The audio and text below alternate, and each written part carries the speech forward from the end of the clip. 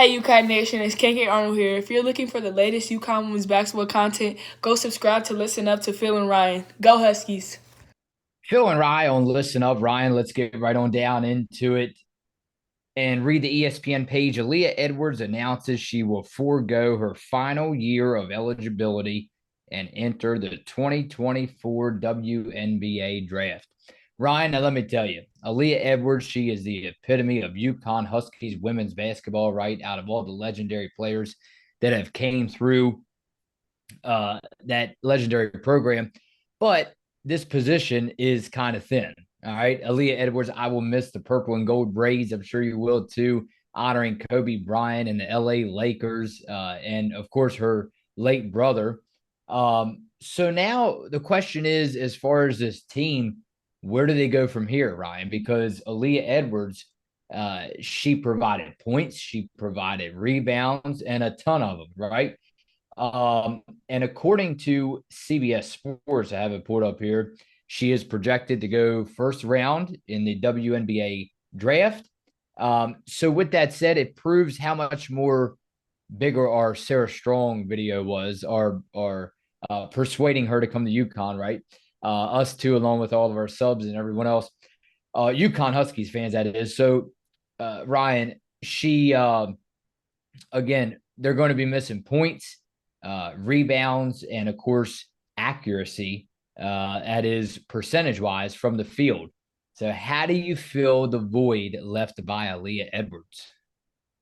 Yeah, I mean, it's definitely not going to be easy, but hopefully Ice Brady, Jana L. Alfie can hold it down for a while. And of course, like you said, hopefully Sarah Strong does decide to come to UConn. But just like Nika's announcement, I think it was only a matter of time until Aaliyah also announced that she would forego the draft and unfortunately leave UConn. But, it's sad to see Aaliyah go, but I think it was the right decision for her and her future, that is. But I think, like you said, she'll definitely be a top five pick, I believe, in the upcoming WNBA draft. So we definitely wish her nothing but the best in the next level, and we'll definitely be following her progression in the W. But Aaliyah has had quite the career with UConn, especially the past two seasons, averaging one rebound shy of a double-double for the past 2 years. Also named to the All Big East team for 2 years in a row, and was also an All-American honorable mention for the first time this year. But I believe she was snubbed from that list. I think she should have been an outright All-American, not just an honorable mention. But nonetheless, it definitely doesn't take away from the impact that Aaliyah's had on this team for all 4 years she's been in stores, and watching her blow up the past two seasons has been a joy to watch. So, like I said, she'll definitely be missed. Pretty hard to replace, but I wish her nothing but the best at the next level. Absolutely no regrets committing to this program and its legacy. It's been the best decision ever.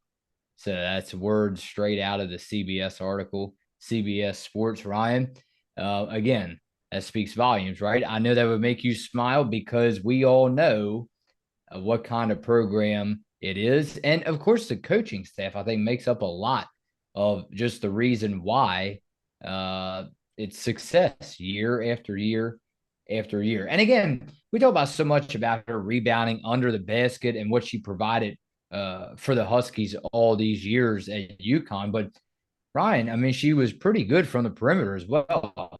I mean, you saw her pull up here and there, shoot some threes. So again, an all-around versatile player that they will be missing, in my opinion, for years to come. And I'm not doubting Yana Al-Alfi, Ice Brady, but you said it right.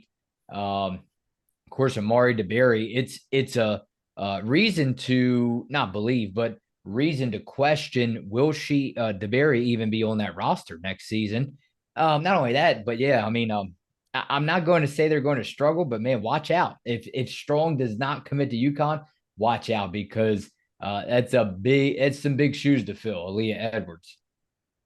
Yeah, it is. And, honestly, I wouldn't be surprised if Amari isn't on the roster. I just think, maybe it is what's best for her. Maybe she would do better on another team and show her talents somewhere else. But yeah, definitely placing Aaliyah isn't going to be easy. It wasn't easy replacing Dorka or Olivia Nelson-Ododa either. But fortunately, we had Aaliyah to step up and take place of those two great players. And like I said, she did an amazing job the past 2 years. So hopefully we can see something similar with Ice Brady and of course with Jana El Alfi. Hopefully she does get all healed up and ready to go for the next season. But I think Ice Brady could be really a similar player to Aaliyah. I think she has a lot of the same attributes and learning from Aaliyah, playing alongside her for the past year has without a doubt helped her throughout this season. So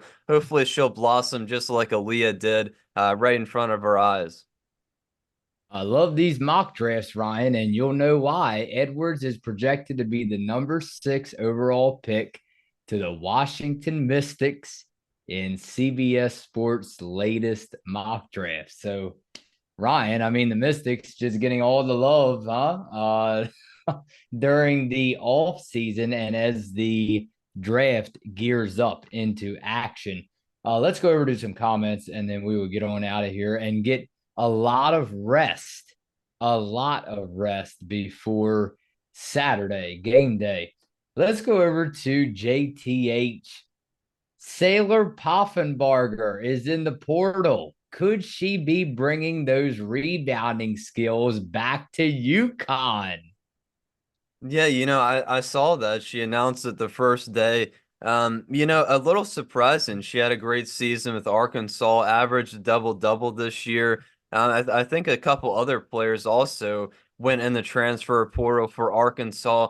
I think the interesting thing is for UConn, with Aaliyah leaving now, there's still only, I believe, one roster spot, one scholarship spot on next year's team, so that there's only one spot open. And of course, if Sarah Strong does decide to come to UConn, I believe that would make a full team. Yeah. So unless another player transfers out of UConn for the next season, we would have a full team if indeed Sarah Strong does decide to come to UConn. So it's going to be interesting how it plays out, I think. But I would personally love to have Sailor back. I think she could have done a lot of great things with UConn if she did decide to stay, but it would be kind of a weird story if she does decide to come back to UConn after transferring out the first season she was here. So, in other words, if Sarah Strong comes to UConn, you don't have Sailor committing. If Strong decides to go elsewhere, is Sailor going to come back? I say a hard no. I'll say that right now. Yeah, I think it'd be interesting. Of course, if Sarah does come, I think UConn's roster would be full, but I think it might be a long shot either way for Sailor to come back. Obviously since she was already here, and unfortunately it didn't work out. But we never know what the future could hold, so we'll have to see. Yeah, I think the chances uh, of landing Strong is higher at this point. Just my opinion. Let's go over to Jeanette Adams, Ryan. Time to go dancing, Huskies. Good bracket breakdown, guy.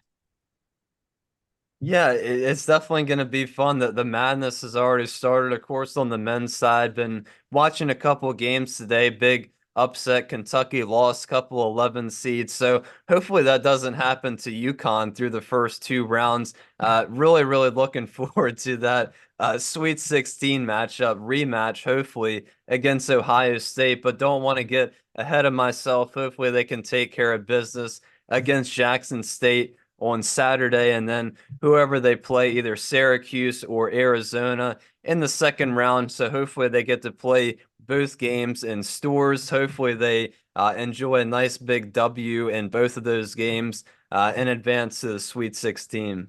This is interesting. I know we have a long way to go this season, but Paul said pretty good draw for the Huskies. They owe Ohio State.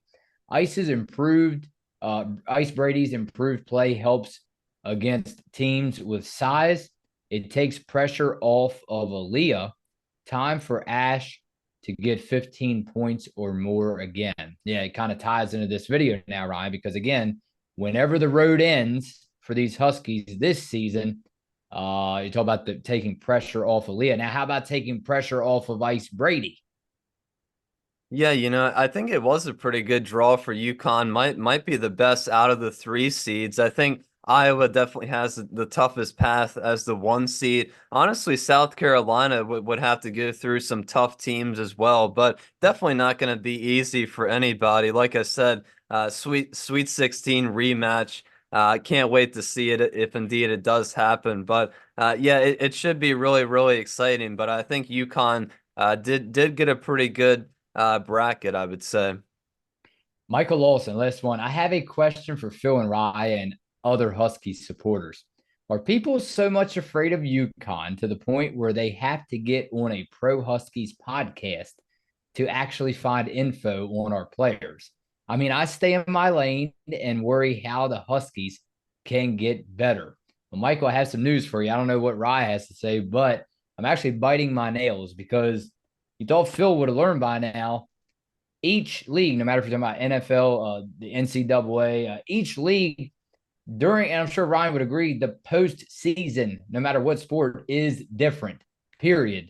So I'm actually biting my nails right now, Ryan, and wondering, oh my goodness, are they going to make me eat my words up big time and like just go ahead and just do it all? Why don't you, UConn? Yeah, Because it's if a you remember, totally. Ryan, weeks and weeks ago, I'm like, right, it's a long shot, right? Yeah, it's a totally different season. Regular season and postseason are 2 different seasons in my opinion. So yeah, I think no matter what seed UConn is, whether they're a 1, a 3, a 4, I don't think it matters. Nobody wants to play UConn in March. So Yeah. no matter how easy or hard their bracket is, nobody wants to play them, that's for sure. And I think they're going to be a tough out no matter what round they go out in, or hopefully they don't go out in any rounds and reach yet another championship. I know I said one more, but I had to. Ain't no way UConn scoring 90 on Jackson State. Did you even do research on Jackson State before making that prediction? UConn not blowing them out just because they're a HBCU. Ryan, I mean, just get the W. Get the W. I think home field home court advantage is going to help UConn a lot. I still remember that iconic picture. I saw it again today. I think it was 2 years ago. Paige Becker's screaming at the student section there in stores, and it just makes you so fired up that UConn Yeah. plays both of these games, hopefully both of the games in stores in the first and second round. So I think that's really, really going to propel them for both of these games. Ryan, there's a lot. I'm seeing a lot right now, a lot of predictions going with Jackson State. I don't know what to say. I think it's just time for. I think this is a clue and a sign that Ryan needs to just hit the end all button. Again, a farewell to Aaliyah Edwards, Ryan, and we wish her nothing but the best heading into March Madness. And I will see you right back here on Saturday, immediately following that big first round game. Phil and Ryan on Listen Up.